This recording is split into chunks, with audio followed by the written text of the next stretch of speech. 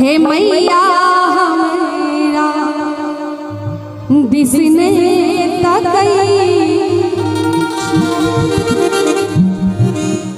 कि सब दिन पूजै छी हे जननी हमारा दिसने तकई हो किया ने तकई छी किया बिसरला छी कि किया ने तकई छी हे माता किया बिसरला छी कि बेर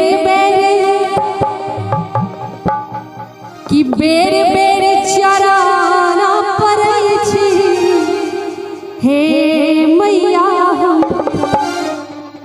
दिसने तकई छी। भक्त बड़ा प्रेम से मां जगदम्बा के चरण में कहै छथिन कथी कि सब दिन हम पूजै छी हे मैया हमरा दिसने तकई छी। सब दिन हम पूजै छी हे मैया हमरा दिसने तकई छी। किया ने तकई छी किया बिसरला छी किया ने तकई छी हे मैया किया बिसरला छी। बेर चरण पड़ै छी हे मैया हमरा दिसने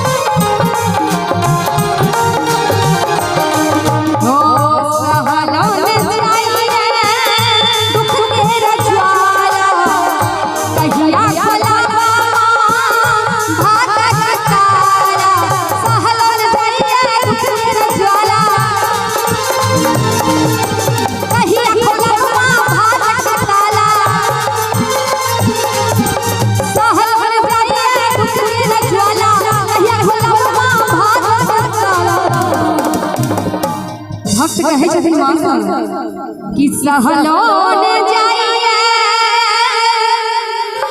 हे दुखा के ज्वाला